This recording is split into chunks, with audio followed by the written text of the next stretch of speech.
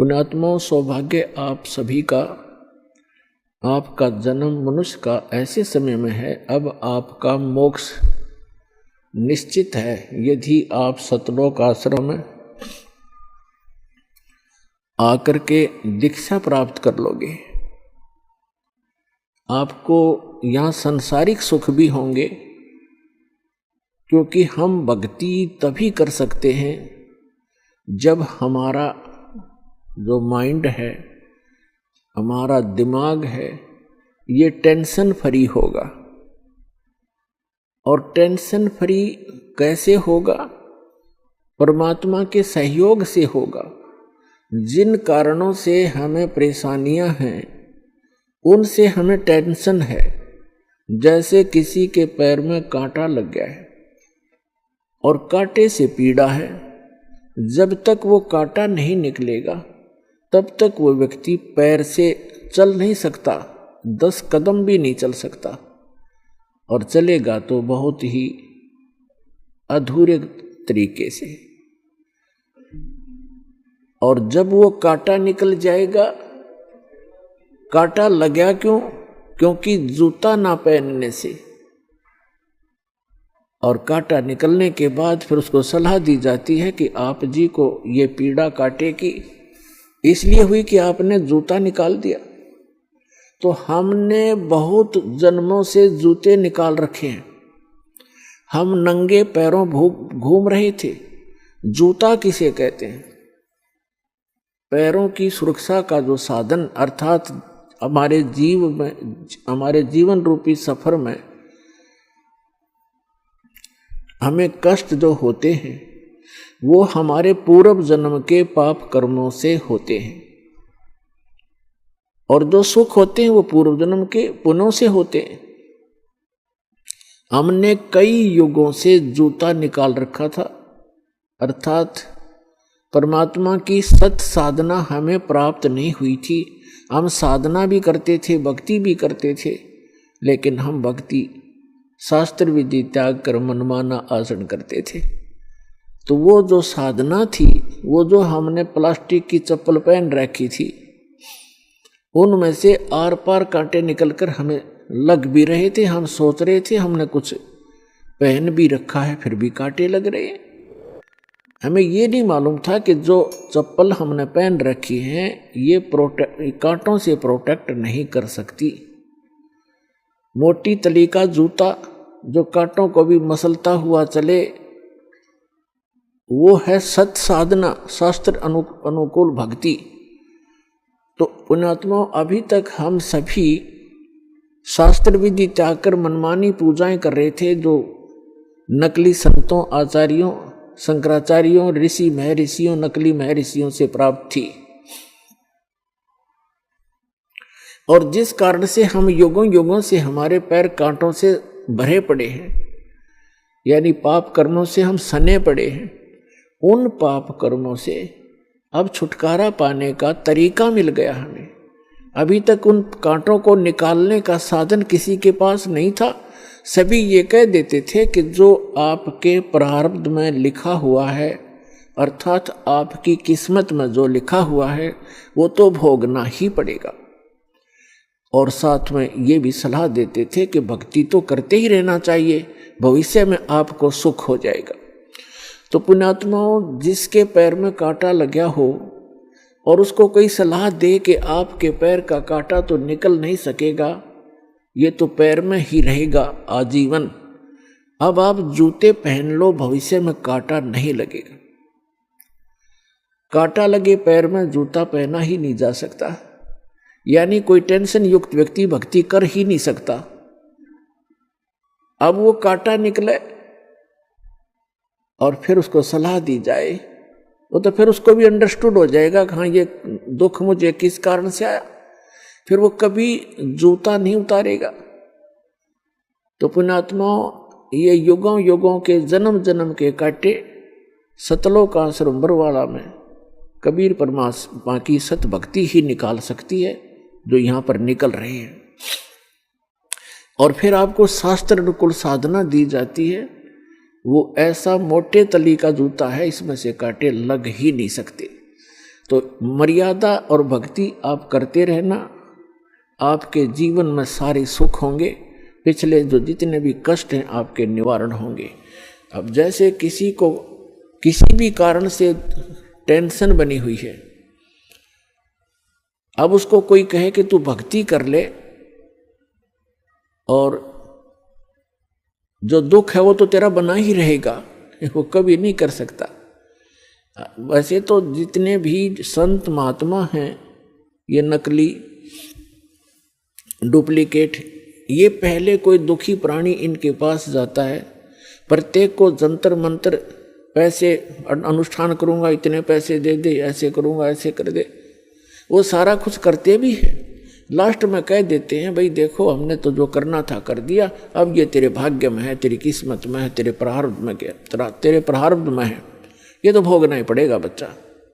लेकिन आत्मा फिर भी संतुष्ट नहीं होती, उसको त्याग कर वो किसी और दूसरे अधिक सुप्रसिद्ध संत के पास या कोई जंतर मंत्र करने वाले के पास अवश्य जाएगा, और ये भटकता ही रहेगा दुखी प्राणी, या तो मर जाएगा और या फिर नास्तिक हो जाएगा, यदि उसको सत साधना और पूर्ण परमात्मा की सत भक्ति सतगुरु के माध्यम से नहीं मिलती है। जब आपको सतगुरु के माध्यम से सत भक्ति प्राप्त हो जाती है, फिर आपके वो दुख जो आए थे वो टलेंगे, वो तो समाप्त हो जाएंगे, और फिर आपको महसूस होगा कि आज यदि शरण में नहीं होता, इस सत साधना नहीं कर रहा होता, कबीर परमेश्वर की शरण नहीं होती, आज मुझे इतनी हानि होनी थी सोच भी नहीं सकते, या तो मृत्यु हो जाती। ऐसी दुर्घटना टालेगा ये कबीर भगवान आपकी, आप देखते ही रह जाओगे। भगवान का जो रोल हुआ करता है ये परमात्मा आपको स्पष्ट करके दिखाएगा।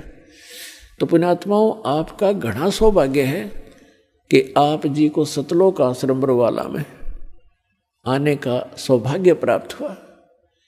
एक दिन पूरा विश्व आएगा, पूरे विश्व को ये भक्ति करनी पड़ेगी। अभी तो हम अपने एक मानव सोच के आधार से यहाँ के विकास को ही महत्व देते हैं। कोठी बना लेना, बढ़िया लंबी कार खरीद लेना और बैंक बैलेंस बना लेना, कोई फैक्ट्री लगा लेना, कोई मंत्री, मुख्यमंत्री, प्रधानमंत्री या राष्ट्रपति बनकर हम ये सोच लेते हैं हमने मानुष जीवन का जो लक्ष्य पूरा कर लिया। मानुष जीवन का तो काम भी स्टार्ट नहीं किया आपने। अब ये मुखिया, प्रधानमंत्री, मुख्यमंत्री ये तो हर एक ग्रुप में होते हैं। हम पढ़ा करते थे कि ये मधुमक्खियों में भी एक रानी मक्खी होती है, वो राजा रानी फिर वहाँ भी वही कंट्रोल में लगे रहते हैं और फिर गधे बन जाते हैं। यानी कहने का भाव ये है कि यदि हम मनुष्य जीवन पाकर सतभक्ति नहीं करेंगे तो जो जिसको आप अपने जीवन की उपलब्धि मानते हो, जैसे कोई इंजीनियर बन गया, कोई डॉक्टर बन गया, कोई मंत्री बन गया, एमएलए चेयरमैन बन गया, मुख्यमंत्री बन गया, कोई आईएएस आईपीएस बन गया या कोई जज बन गया, ये सोचा हमने पूरा कर दिया मनुष्य जीवन। मनुष्य जीवन तो स्टार्ट भी नहीं हुआ आपका, जो मनुष्य जीवन से कार्य आपने करना था। तो ये बात सब क्या समझ में आवेगी, क्योंकि अभी तक ऐसा ज्ञान हमें मिला ही नहीं था जो आत्मा को झंझोड़ कर धर दे। ये झंझोड़ कर धर देगा, विवश कर देगा आपको सोचने के लिए कि क्या कर रहे हो और करना क्या चाहिए था। परमात्मा बताते हैं कि अगम निगम को खोज ले बुद्धि विवेक विचार, उदय अस्त का राज मिले बिना तो बिन नाम बिगार। यदि भक्ति नहीं ठीक है, भक्ति करें, सत भक्ति करें, अपना जो कर्तव्य मिला है, सेवा जनता की मिली है, चाहे मंत्री बने, प्रधानमंत्री बने, मुख्यमंत्री भी बनते हैं, तो एक सेवक बनकर करना चाहिए। और हम बनते हैं, हम करते हैं इसको कति दूसरे तरीके से जो हमारा हानि करता है। जनता के टैक्स से सारी सुविधा प्राप्त करते हैं ये आईएएस आईपीएस जो जितने भी कर्मचारी अधिकारी हैं या मंत्री प्रधानमंत्री हैं, जनता के टैक्स लगा लगा कर उससे ये सारी सेना खड़ी करते हैं, उससे अपनी सारी सुविधाएं ठाठ करते हैं। और फिर आगे चलकर भक्ति ना करके गधे की योनि प्राप्त करते हैं ये लोग। परमात्मा का विधान है, उन्होंने बताया अपना विधान के कबीर हरि की भक्ति बनियो राजा रसभ हो, और मट्टी लदे कुमार के घास न डाले कोई। और फिर परमात्मा बताते हैं कि कबीर हरि के नाम बिना ये नारकूतिया हो, गली गली भौंकत पर टोक न डाले कोई। नक पर फिर कहते हैं कि बीबी पड़दे रहे थी और डोडी लगे थी बार, अब गा तू गाड़े फिरती है ये बनकुतिया बाजार। वो ये पर्दे की सुंदरी सुनो संदेशा मोर, अब गा तू गाड़े फिरती है ये करें सराय शोर। नकबे सर नकबे बनी है पैरें थी हार हमेल, और सुंदरी से कुतिया बनी सुन साहेब के खेल। पुणात्माओं कलेजा फट जाए थोड़ी सी भी हमें इधर चेतना बन जाए कि क्या कहा है महापुरुषों ने आकर के, हमें कितना सतर्क किया है। ठीक है, कोई बीबी रानी है या कोई मजदूर है, वो अपने संस्कार से है, लेकिन भक्ति तो सबके लिए है, और सब एक जैसा भक्ति धन प्राप्त कर सकते हैं, चाहे गरीब है और चाहे अमीर है, प्रजा है या राजा है, ये सबके लिए सामान्य है। आम ऐसी भक्ति है कि सभी कर सकते हैं, लूले लंगड़े तो किसी प्रकार के स्वस्थ जैसे भी।